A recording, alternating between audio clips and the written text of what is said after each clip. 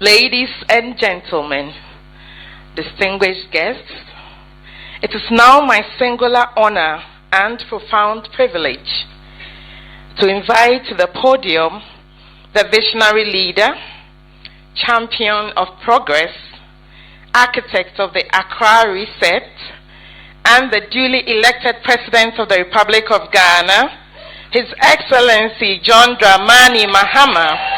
Your Excellency, the entire gathering rises in warm welcome. Akwaba, please grace us with your voice and inspire us with your words. Thank you. Thank you.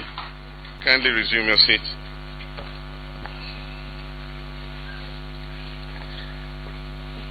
Thank you very much. Let me acknowledge the chair of the Ghanaian community in Zambia and all of you distinguished Ghanaians resident here, and then also acknowledge our ambassador, our High Commissioner actually, and her hard-working embassy staff, our ministers of state and senior government officials who have accompanied me here, and of course, most importantly, to acknowledge the wife of the President of Ghana.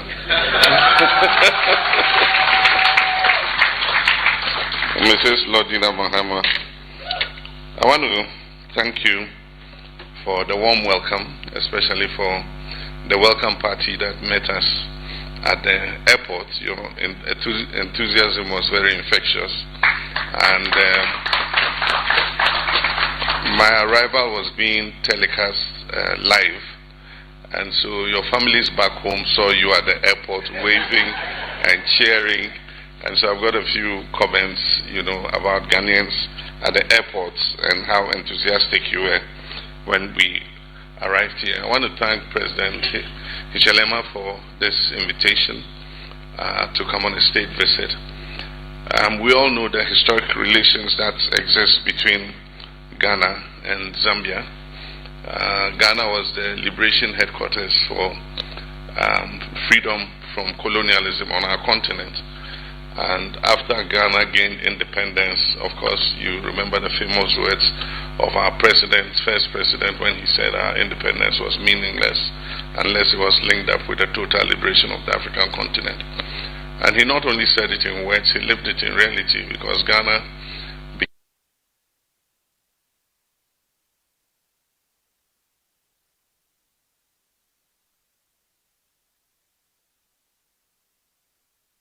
Africa lived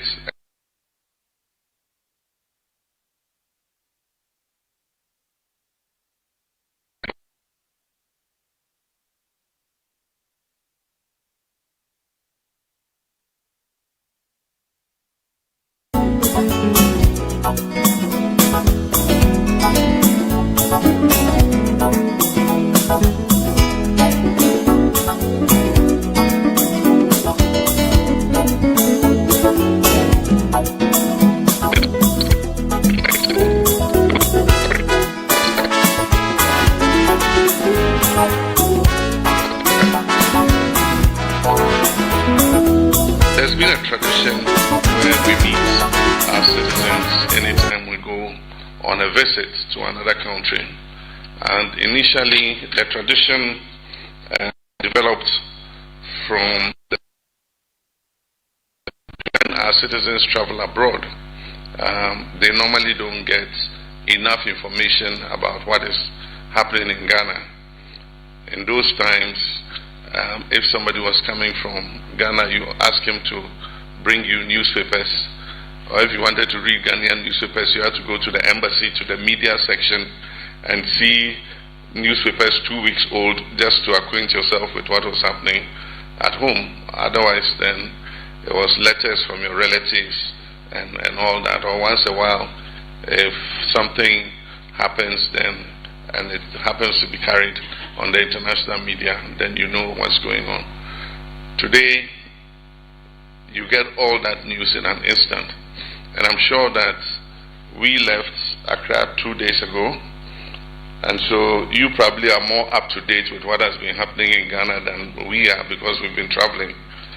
And so that tradition, even though has become irrelevant because the information you need, you have at your fingertips, it is still necessary for leaders to meet our citizens and interact with you and have a feel of what is happening to you in your countries of residence, the challenges you face, and also to explain to you some of what is happening back at home.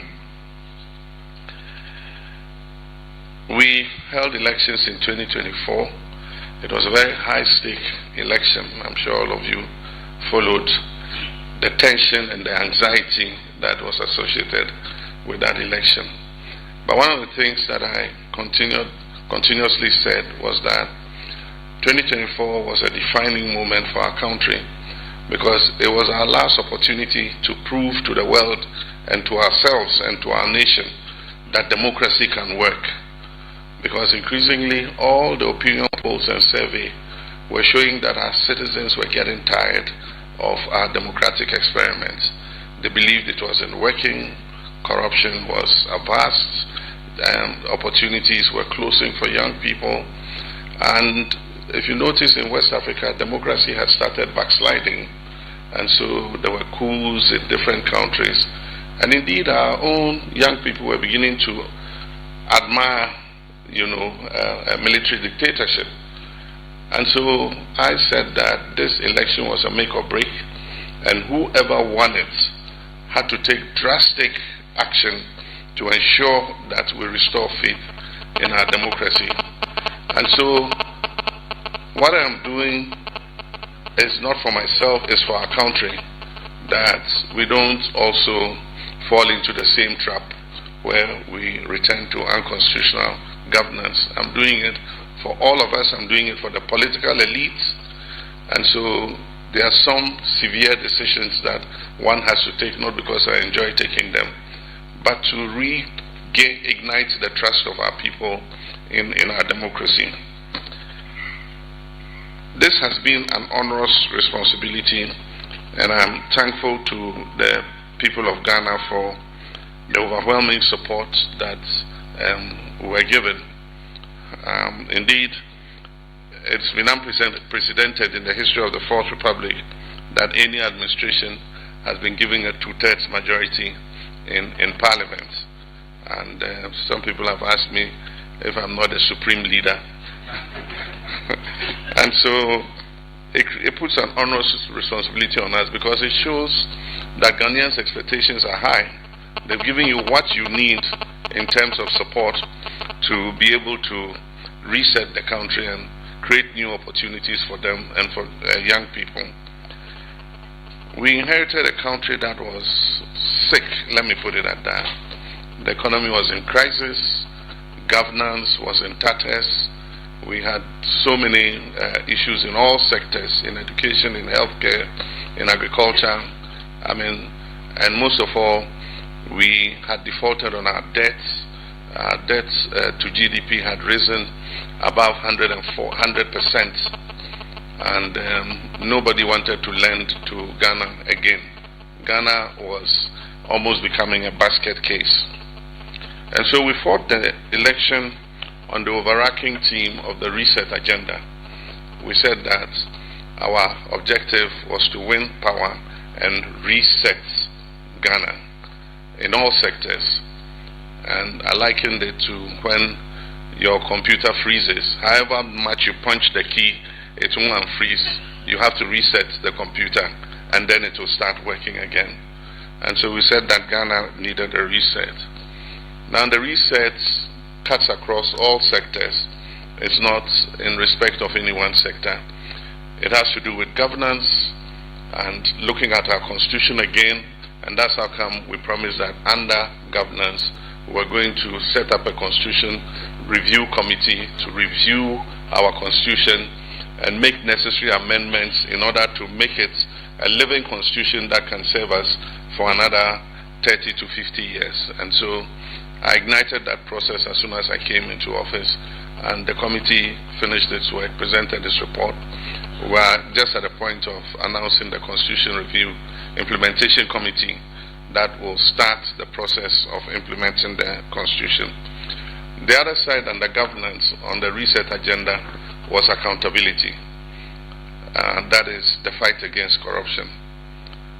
People who hold public trust must be accountable to the people. And a time was coming when there was such impunity in government. It was like people just went into politics and government to enrich themselves. And so every week, every fortnight, there was a major scandal. And that was part of the reason for the loss of trust in the political elite. And so it was necessary to come and bring that to order.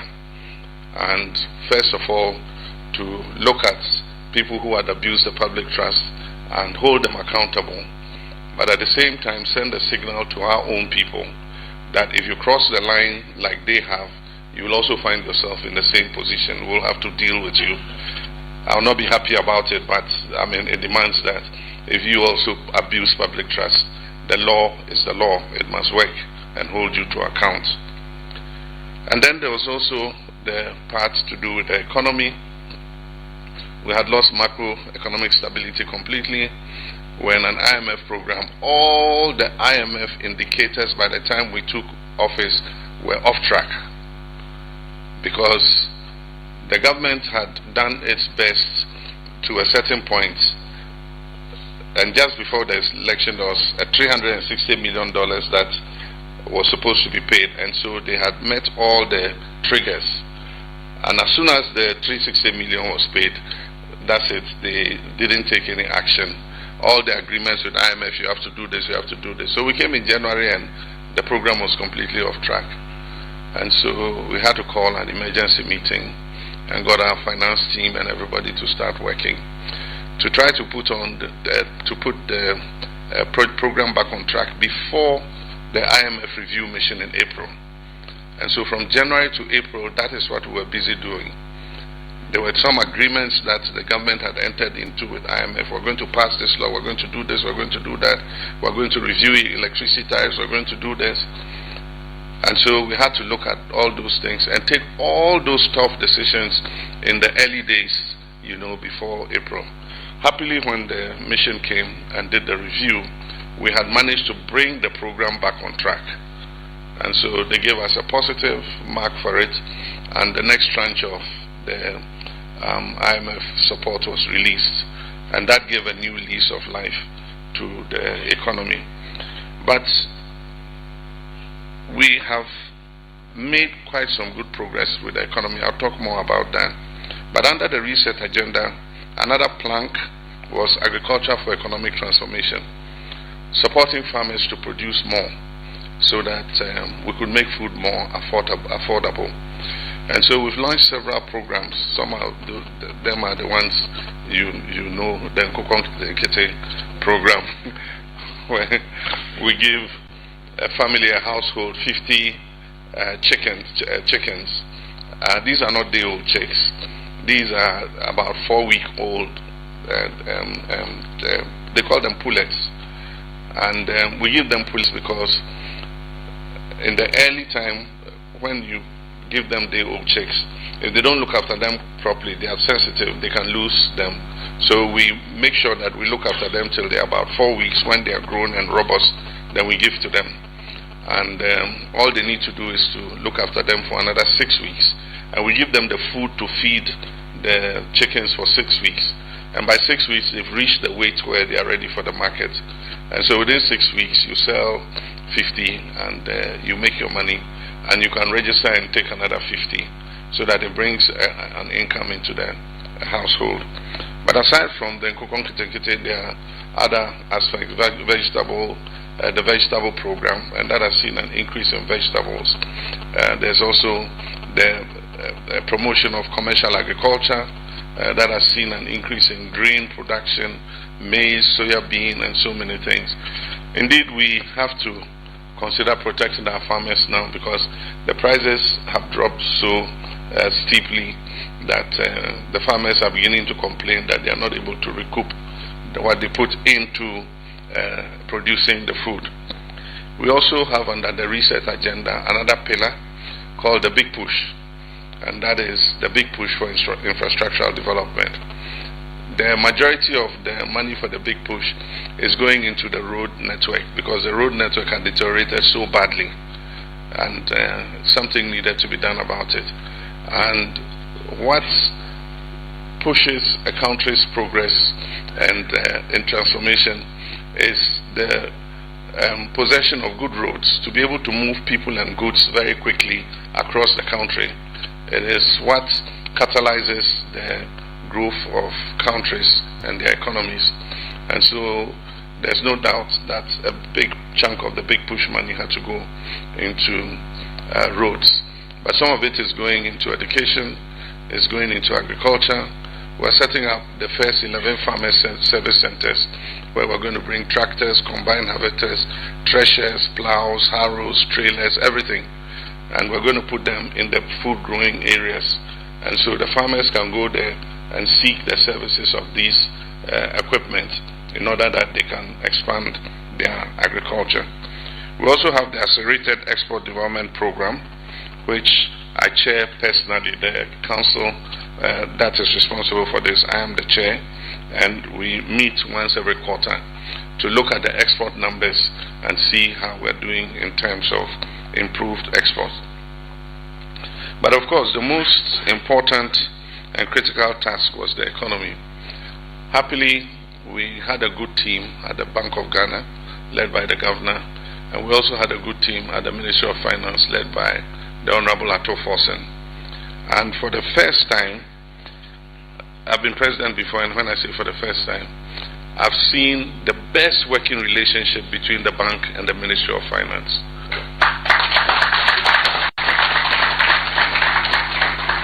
The coordination has been excellent, and so monetary policy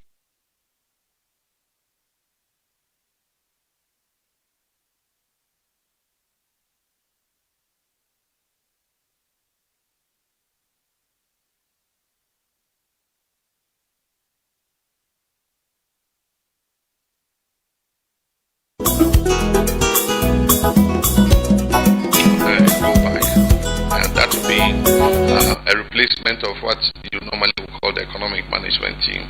And in this case, myself and the Vice President are both on that presidential advisory group. The Vice President chairs in my absence, but then it gives us the opportunity to think, and we've got some of the best, well-renowned people in their respective fields, economics and different places, who are on that.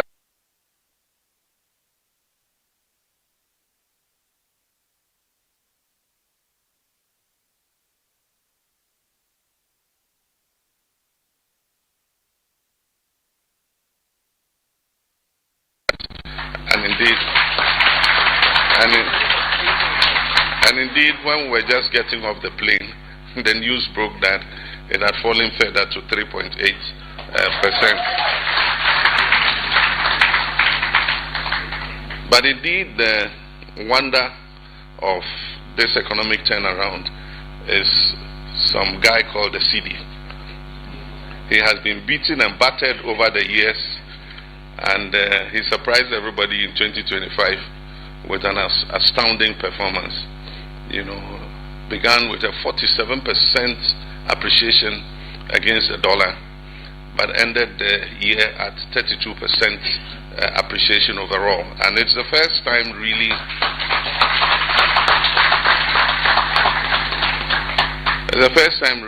the CD, since it was redenominated, has appreciated in value that time. And it has been through very hard times, even in times when the CD has still struggled. This time we didn't lock the dollar, but the CD itself has punched the dollar and subdued it, and it's created an improved situation in the economy. The economy is more stable, it's more predictable, more available to investors and to manufacturers and producers, and so it's created a conducive environment for investment.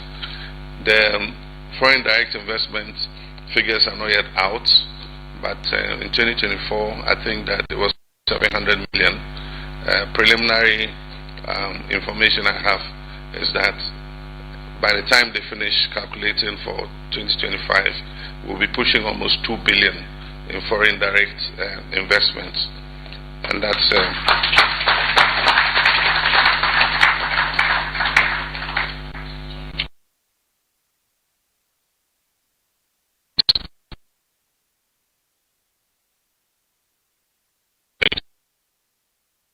for 2025 soon. But we're giving a target on primary balance of 1.5%. We appear to have done above 2% of GDP, which is also one of the important indicators. Every sector is showing improvement. The energy sector, we've paid down the energy sector debts. We've paid for the gas that we've been consuming for electricity. The independent power producers who were owed so much money, we've paid them, and we've given them a payment plan to clear all the arrears. And so the energy sector is more stable now, and so people's lights are not going off. Indeed, I see funny videos where people ask ECG to put off the lights a bit because their meat is frozen and all that. And so the energy sector is going quite well. There's also ECG. I was a very sick man. ECG has recovered, and collections that were as low as 1.2 billion or 1 billion a month have risen to 1.9 billion and still rising. Miracles continue to happen. Tema Oil Refinery, which was comatose for so many years, 7 years, has kicked up and has started refining crude oil in Ghana again. Several of the state-owned enterprises.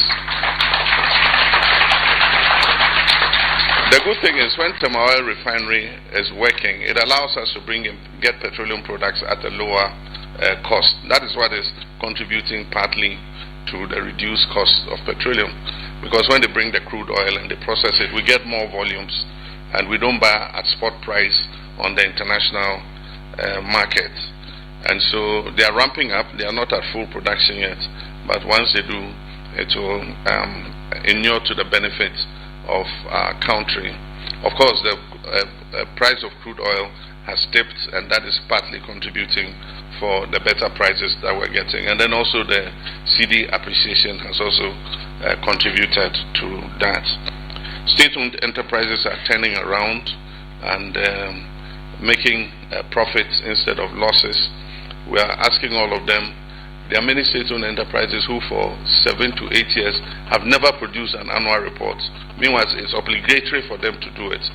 This year I said, woe betide any chief executive of a state-owned enterprise who by the end of April, which is the target date, has not done your audits and presented your annual reports. I won't say what will happen, but and so we've seen also improved economic activity. Business is booming, and one sign of booming economic activity is travel congestion, and so more people are using their cars because first people couldn't buy fuel. They would not drive unnecessarily, but now that fuel is more affordable, people are using their cars more and going to places they wouldn't have gone before. And then apart from that, once business is booming, people want to go around and be able to chase opportunities and all that. And so we need to see how to expand the road network, find alternative routes and all that in order that we ease the congestion.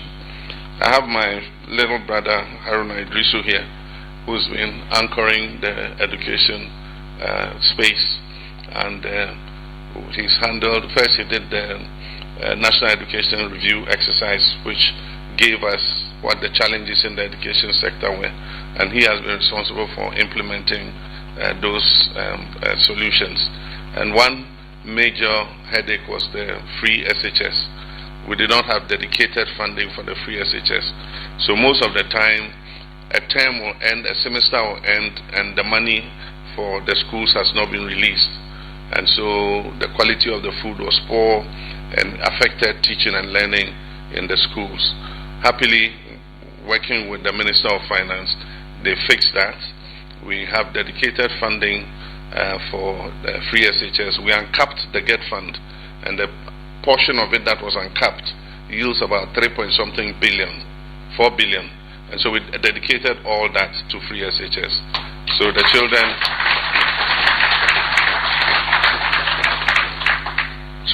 are getting better food. I don't hear many complaints about quality of food again. We're expanding infrastructure in the schools so that we can take in more children. We're improving. We have 3 categories of SHS. We have category A, category B, and category C. Everybody wants his child to go to a category A school. If not, then a category B. And normally nobody wants the category C.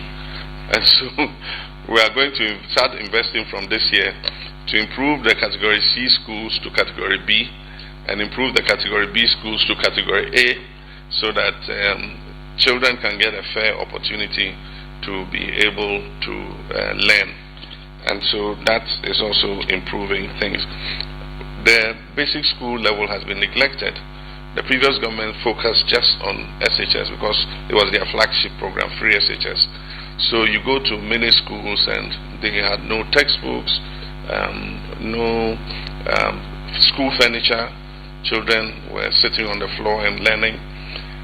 This year we're going to provide 2 million pieces of school furniture. We want by 2028. One by 2028 that no Ghanaian pupil will sit on the floor or lie on his stomach to write or to study in school.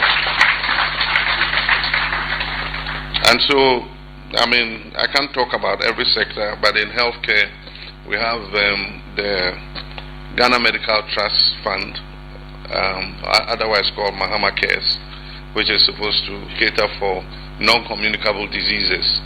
These are kidney disease, liver disease, cancers, strokes, cardiothoracic sicknesses and all that.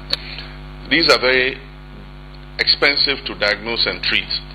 And most often when a member of the family comes down with a non-communicable disease, the family spends a lot of money to try to diagnose and treat the person. The drugs are expensive, diabetes and all that.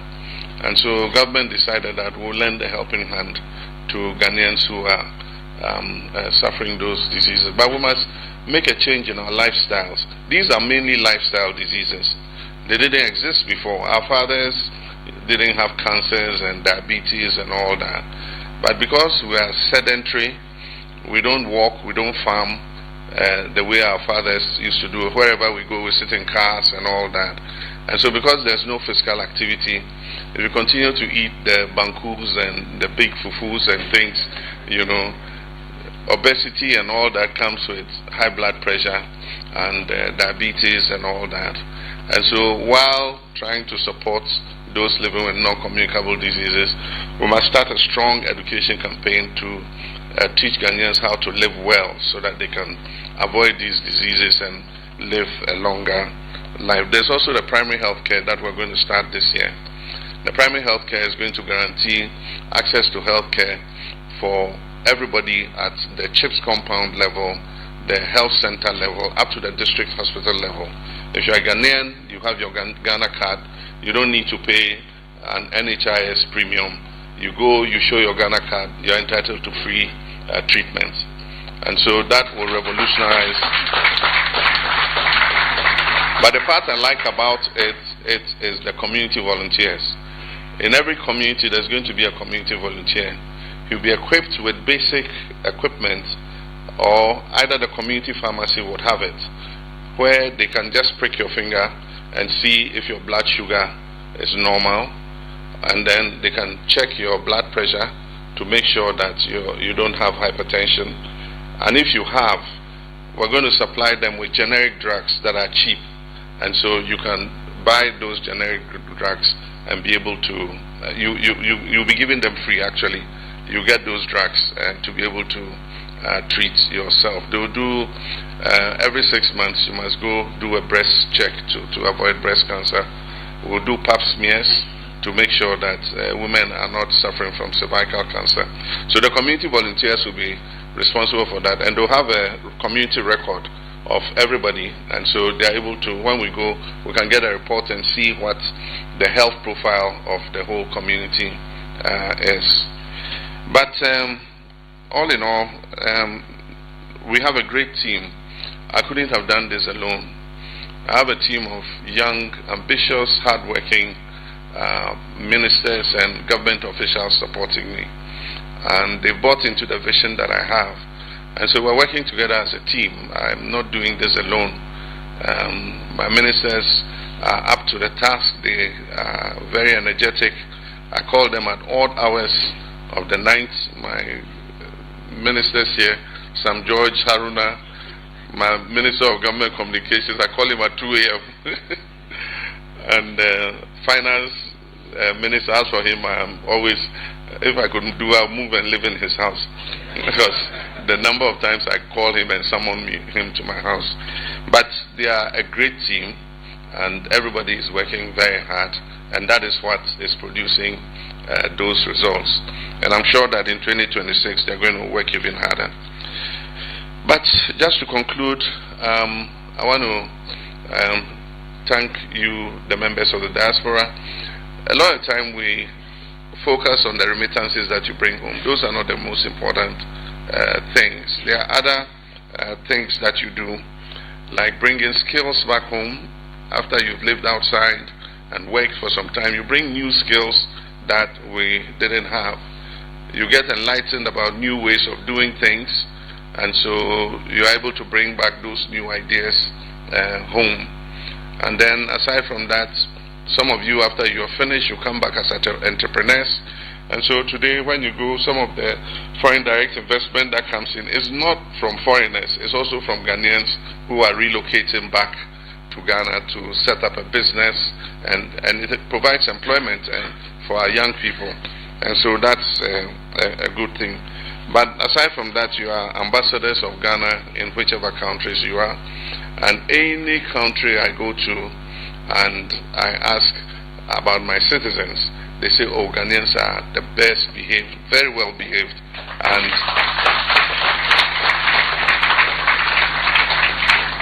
And the news here in Zambia is the same. They say Ghanaians don't go get into trouble, and they are all very well behaved. And so I want to thank you for that. Tomorrow is the key day. We'll visit the burial grounds to pay our respect to the past president.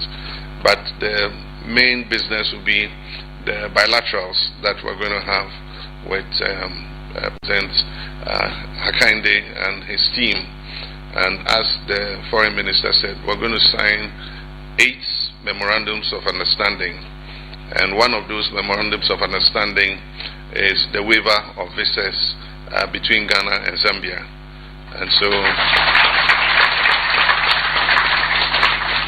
Ghanaians will be able to travel without visa to come to Zambia, and Zambians can also travel to Ghana. They don't need a visa to come to Ghana. But probably the highlight is my address to Parliament. One of the honors that any democracy can do you is when you visit, to give you the honor of addressing their Parliament. And President Hakainde has given me that honor to address the Zambian Parliament, and so maybe some of you might be there to listen to the address. There's a lot that we can share with Zambia because it has a similar profile to Ghana. It's a country with a lot of mining potential like Ghana has, and some of the challenges we face in terms of environmental destruction are some of the challenges they also have here. So sharing notes about illegal mining and all that is going to be important. But one new idea we've been pushing in Ghana is what we call the issue of natural resource sovereignty. The developed world say they are tired of giving us aid, and so humanitarian assistance, they are cutting it. they need to invest that money for their people. Aside from that, they must increase their defense spending. And so ODA is going down. And we say, oh yeah, you are right, you have the right to do that. You have the right to use your resources. We cannot continue to depend on you for aid. But then we too must be able to do something to look after our people. And so our gold and things you come and take almost for free, we too will not allow you to take it like that.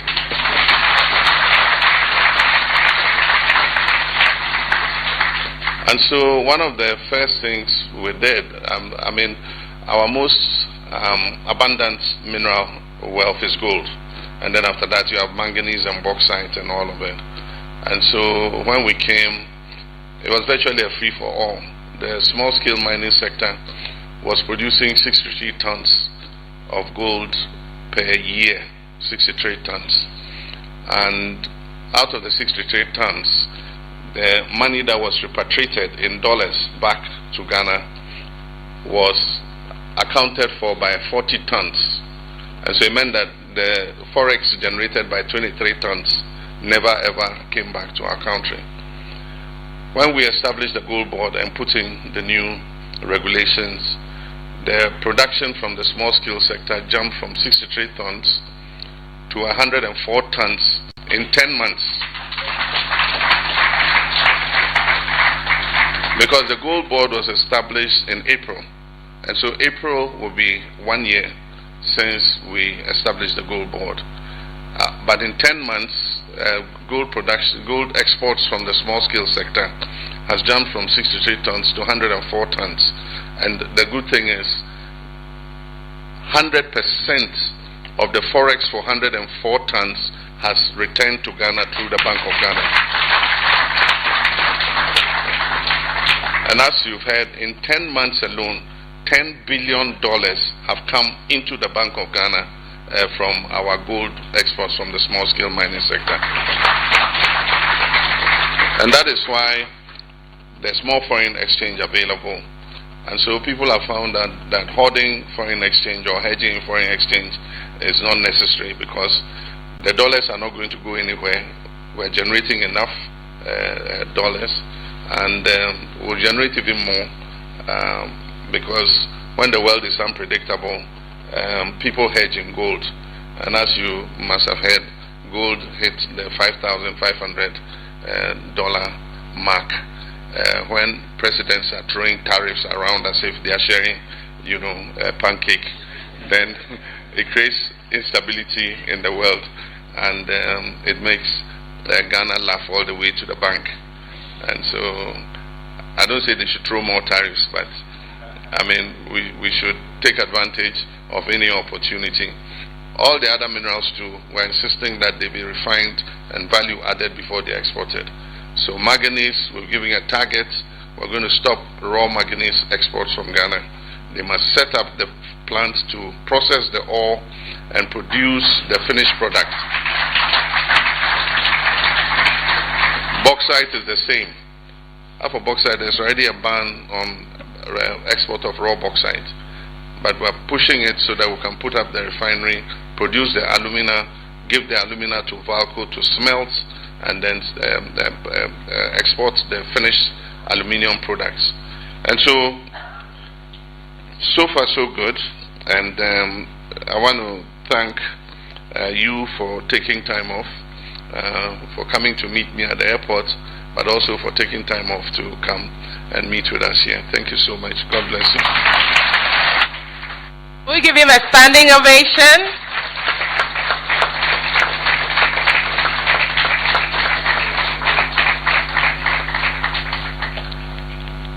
Shall we please take our seats? Mr. President, thank you for your great insights into Ghana's economy. And with your kind permission, Your Excellency, may I invite a few comments and questions? Thank you. In view of the limited time and the fact that the President has an early appointment tomorrow, I would crave your kind indulgence to please be brief and straightforward in your interactions. Thank you. Shall we? Okay, in the black shirt over there. Yes, please. I think you can come forward. So maybe if we have a set. Okay. Yes, please, Mr. Queno. Thank you, Ms. Monica. Your Excellency, welcome to Zambia. My name is Nana Apia Kwaeno. Come from Setrahiman in Wasa East. Thank you for all you've done and you continue to do in Ghana. I think one of the areas that we've been really looking to see some reform is in the area of land administration. I think we've done a lot of work over the years on national identification and also the area of addresses and people. You know, you go back, gone are the days where you will direct someone to say, oh, I live behind the water cellar, and go around. Now we have a GPS system. But land administration still continues to be a major problem, where you acquire land, you wait for 14 years, and it's still not been registered. Or multiple sales of land. It's a big disincentive for some of us in the diaspora that want to do stuff in Ghana. So I would want to hear maybe what the plan is in your tenure to really deal with that issue of land administration for foreign direct investments. Thank you. Thank you, Mr. Queno. Shall we have the next question, please? Yes, the gentleman in the Batakari. Yes. Okay. Good evening, everyone. My name is Gabriel Kwesi Asari. I'm a Zambian-born Ghanaian here. And it's a privilege to talk to you and meet you in person and all distinguished delegates, all protocols observed as I present this question. I work for Soilcraft Incorporated. It's a company that's from the United States of America that's based here in Zambia. And our work is focused on water treatment for mining areas as well as advanced.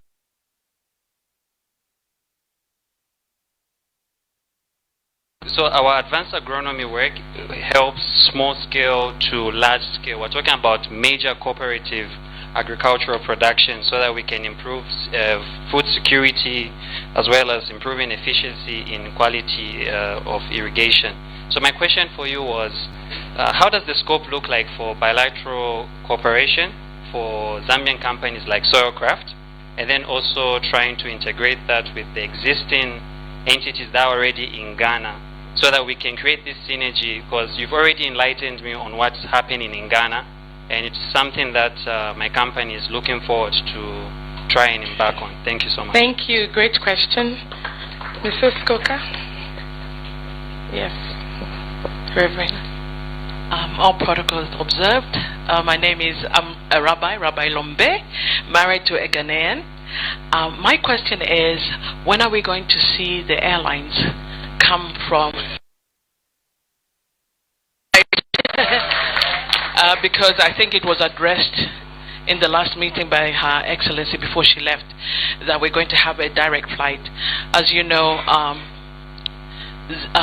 flying in Africa is very expensive, and we look forward to very fair pricing when we fly from here to Ghana. Thank you very much. Thank you, Mama Rabbi.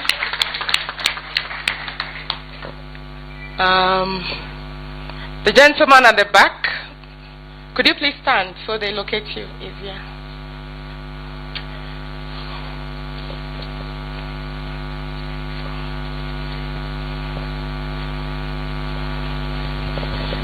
Thank you. All protocols observed. Thank you very much for visiting us here in Zambia. And I see myself. Mr. President, you remind me of my Prime Minister in Barbados, Mia Motley.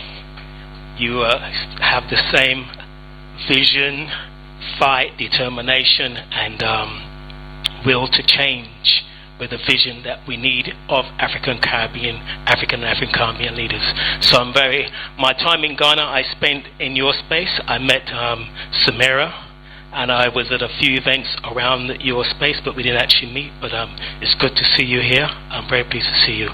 My question is, while I was in Ghana, we had a situation of lots of calamity, as we call it, and I've since worked with a company to develop an area where we can actually change the whole process and deal with calamity, so we can actually treat the earth and treat the water and allow that earth then to be used again for crops, for growing what we need to grow, whether it's cocoa, coconuts, or purely agriculture. So I'd like to get involved, if I can, in the remediation of the process of the chemicals within the earth which have been put there, whether they're Chinese or whether they're local Ghanaians who didn't know any better.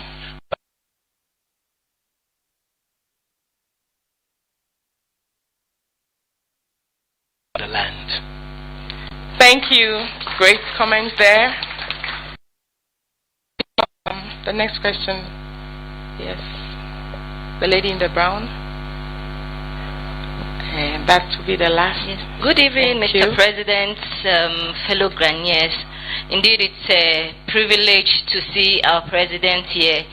First of all, thank you so much for your wonderful presentation. My name is Gloria Adeji, HR Consultancy for Risk HR Zambia. Mr. President, I'm amazed about the support on the chronic sickness in terms of palliative care. I will plead with you, if there can be a support for families that families are faced with this palliative care when it comes to those cancers, because it's difficult in managing. So if there can be education and training and voluntary participation, it will help. Thank you so much. Thank you. Thank you. Thank you very much. At this juncture, I would like to find out if some of our ministers would like to make brief interventions. Okay. Thank you. Okay.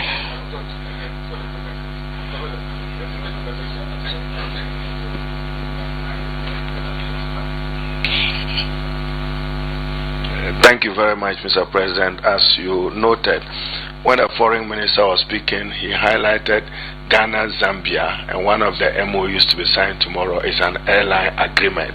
So that is to sit in tandem with your thinking that there will be an airline.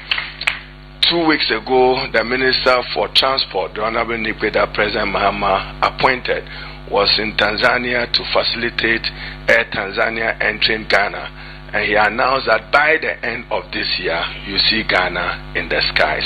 President Mahama will support him to achieve that. I'm sure Mr. President will take up the last one. But Mr. President, last 2 weeks, asked his Minister for Lands to brief him on the state of land administration in Ghana for him to take consequential action on matters that affected investment in lands and to end those matters. The Honorable Bua, through his Deputy Honorable Yusuf, gave Mr. President extensive discussion on it, the overall land situation in Ghana. President Mahama's commitment is to preserve and protect public lands. The days of grabbing public lands is over and will not happen under his watch as president. He gave the minister that assurance. We've taken note of it. There is a new land administration thing that is being developed between the Ministry of Communication and Lands. Maybe Sam George will take it. So to assure you that you have progressive, transformative President Mahama who is resetting Ghana, be assured that he means well. He assumed office acutely aware of the challenges of the economy, and one of your major concerns is justice. The wheels of justice run slowly, but it will grant to a necessary process. So be aware. Thank you, Mr. President. Thank you very much, Your Excellency. I think that I'll just throw a bit more light on the land reforms that are underway relative to the NDC's manifesto, the Reset Agenda Manifesto. If you read under the land section, we promised that we were going to digitize the land registry department. And so the Minister for Lands and Natural Resources has written on the back of the first Cabinet AI retreat, cabinet level AI retreat that was held on the African continent was under the instructions of President Mahama, where the entire cabinet was sent out for 3 days to do case studies on what we could deploy AI in each sector. On the back of that, the Lands Ministry has asked for the Ministry of Communication, Digital Technology and Innovation, where I serve the President, to start the processes with the Lands Commission to use blockchain technology to begin the registration of land assets. Now, anybody who is familiar with blockchain technology knows that once we verify and authenticate the ownership of the land and place it in the ledger, it is locked, it is immutable, it's unchangeable. Not even, respectfully, Mr. President, can change the ownership. So then, once we start that process and authenticate ownership of land and lock it in that blockchain ledger, it then means that when you buy your land, or you're going to buy your land, and you go to the Lands Commission and they give you the ownership of that land, you know that that land is yours. So when you work here and you want to come back home and buy land, you know that this is the real owner, this is the real family, this is the real stool that owns the land. You buy the land, your title is preserved in that ledger as well, and the issue of double and triple sales of land will come to an end. So that's part of the reset agenda. Thank you very much, Mr. President. Thank you, Mr. President. If you'd like to intervene, thank you.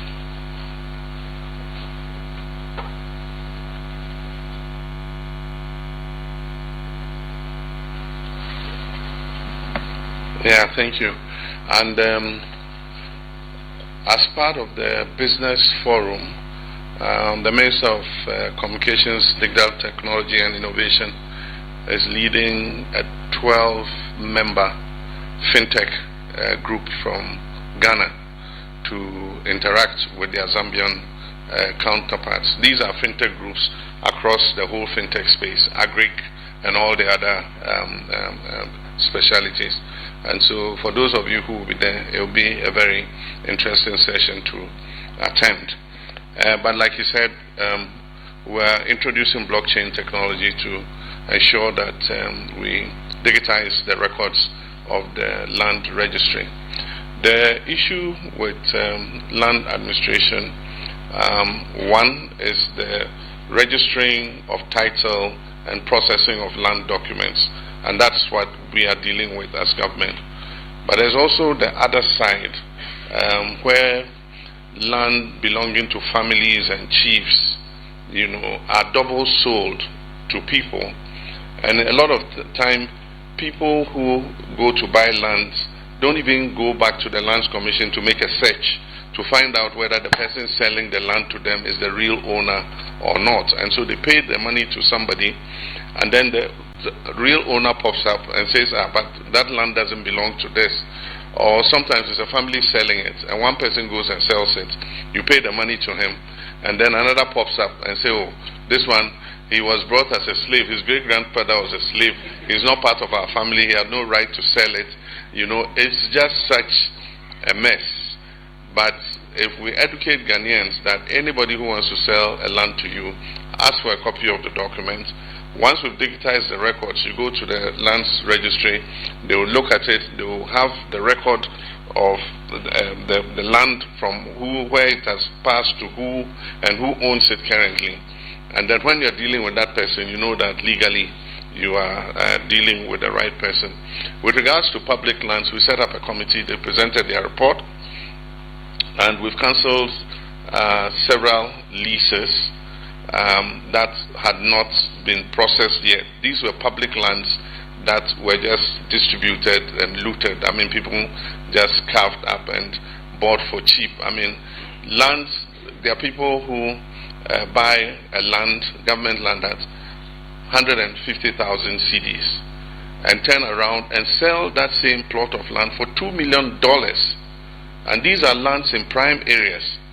And yet if you look at the value that they are giving and how much people buy them for and turn around and resell them, it just doesn't make sense at all. And so we've got a committee. They've mapped out, not only in Accra, all the regions, what the status of public lands are. In some places, people have finished building and are even living in the houses. It will be difficult to say, look, we're going to break this house and take the land back. And so in those cases where they have process title, then what we're doing is we're asking them to pay the true value of the land. The land cannot have been 140,000 cedis in airport residential or somewhere like that. So, but those that were in the process of being done at the time that we came, we have halted that process and we're taking those lands back. But when we take those lands back, it means that we must find a proper way of making sure that another group won't come and start selling them again. And so I want to bring something to Parliament about divestiture of public property. If you want to sell public property, you would need the approval of the representatives of the people. And so any public land processing will not be processed at the Land Commission unless it is ratified in Parliament. This will stop the rampant sale of government assets. Today, TOR is working again. There was an attempt to hand over TOR to somebody for 15 years, and I mean, really, what say do the people have? So one government without the say-so of the people's representatives. And so if we pass that divestiture bill that protects public property, includes lands, includes all kinds of things, before you can want to auction property or sell off a public land or sell off a government factory or something, you have to go to the representatives of the people, and if they think that it is fair, they will approve it. If they think it's not fair, they don't approve it, and if they don't approve it, then it can't happen. And so I've asked the Attorney General to work on something. With regards to agri production, one of the agreements we're signing tomorrow, the MOUs, covers the agricultural sector, and so we can use that as a framework for collaboration in that sector. I know that in East Africa, agriculture is very prolific, and there is a lot that we can share together. We're also trying to scale up small and medium farmers into large-scale farmers. But aside from that, we are trying as much as possible to move a lot of our agriculture from rain-fed agriculture to irrigation, where we have control of water, because with climate change, 2 years ago we had a dry spell, and that led to a fall in food production. And so we're investing in irrigation, bringing land under irrigation and settling the farmers on it so that they're able to improve their yields. Honorable Haruna has talked about the airline. One of the agreements, MOUs tomorrow, is a bilateral air services agreement. And I think that once we have that framework, it will encourage, direct airline traffic between Ghana and Zambia. Ghana is in the process of restarting national airline. Ghana Airways was one of the first airlines in Africa, ourselves and Ethiopian Airlines. Look where Ethiopian Airlines is today. And Ghana Airways was liquidated just because of a debt of $80 million. Meanwhile, its assets worldwide were in excess of $500 million. If you have property worth $500 million and you owe only $80 billion, I don't see the reason to have liquidated. And the problem is Ghana Airways, it was just a management problem. It had nothing to do with the equipment or anything. It was just the management. And so we should have found a way of, rejigging the management. And I'm sure that it would have been a much bigger airline. It would have been like the Kenya Airways of this world and the Ethiopian Airways of this world. With regards to land reclamation, we would like to share experience, but we've started. The EPA has signed its first contract for reclamation, and that is for 1,000 hectares of mined out land. It's a pilot, and what they're doing is they are cleaning the water. There are solutions for water treatment to take out the toxins, and so they're cleaning the water, pumping the water out after it has been cleaned, and then they're leveling the ground. And then there are particular plants that you plant on that soil and they eat up the toxins in the soil. And so you plant those ones for some years, they eat up the toxins, and you can come and clear them and then plant oil palm or cocoa or anything on it. So we started the first 1,000 hectares, and if it proves to be successful, we're going to scale it up to cover. We estimate that there's about 10,000 hectares so far that immediately is in need of reclamation. And so we're starting the first 1,000, and then we'll go on to reclaim the rest of the lands. We are succeeding gradually in the fight against illegal mining. It's been a tough battle. We seized the Shamfam machines, we destroyed them, we burned them, we seized the excavators and all that. And especially for those in forest reserves and those on water bodies. And so gradually we're beginning to see some of the water bodies that were very polluted and had discolored, water. They are beginning to clear. We're seeing clear water, coming, flowing through them again. It's not a fight we're going to relent on. We'll keep fighting until we win the battle. With regards to the non-communicable diseases, yes, we're going to support the families with diagnosis and care. We realize that the first thing is to diagnose and find out that the person has this disease before you go to treatment.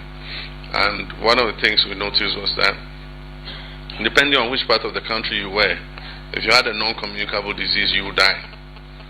And so, for instance, kidney failure, if you live in some parts of the country, there's no kidney dialysis machine. And so you either have to travel from that part of the country to either Kumasi or Accra or some of the other places that have it. And can you imagine the transport cost before the dialysis cost? And so one of the first things we're doing is to make sure that we spread the diagnosis equipment across the country.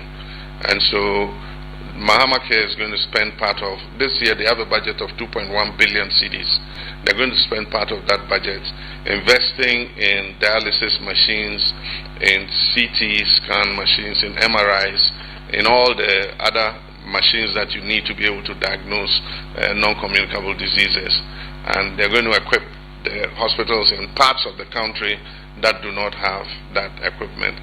We also are introducing what is necessary for cancer treatments in other places. In the whole of the north, only Tamale Teaching Hospital handles cancer treatment, and even they handle it only in terms of chemotherapy. They don't have the radiotherapy equipment and all that. So part of it is going to retool the hospitals to be able to provide care to everybody, and at the same time to help them pay the costs of the treatment.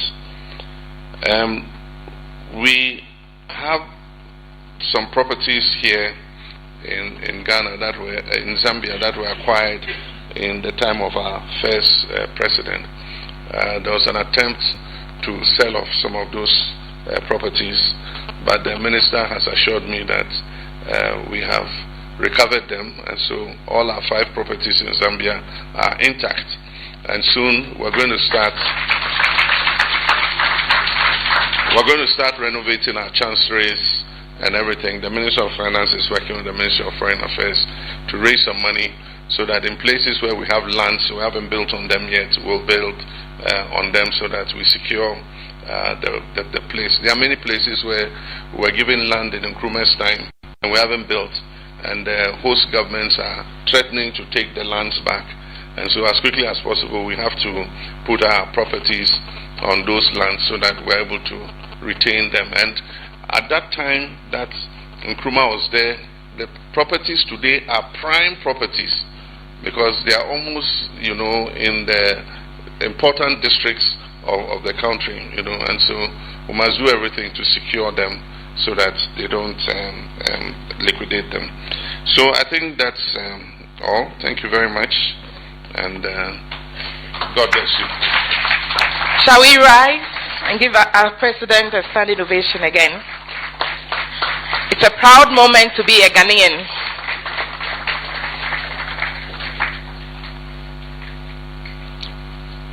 Yes, please. We would have vote of thanks. So if okay, upon instructions, we are skipping vote of thanks, but we are very grateful to His Excellency and his delegation for gracing our occasion. We are indeed very, very grateful. Ghanaian community, I have spoken for you. We are grateful. So please, we would like to take a photo. With your kind permission, Your Excellency, if the high table could come down, and with the executives only of the Ghanaian community, because time is fast spent. Just the executives.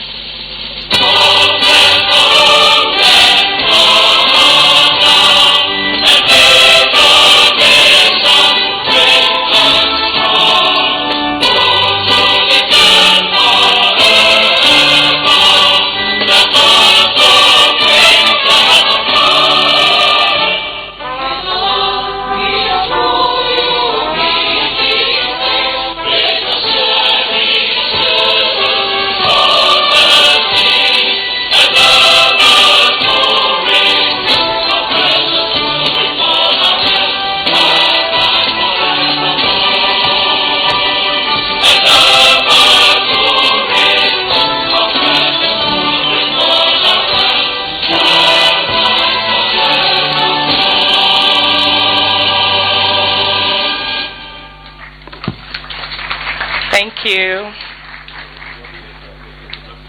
Yes. Ghana, that is the anthem that we all respond to. And so you just heard the president, you also heard the foreign affairs minister, Samuel Oku Jeto Ablakwa, you heard the commissioner of Ghana to Zambia, who also spoke, you heard the chairman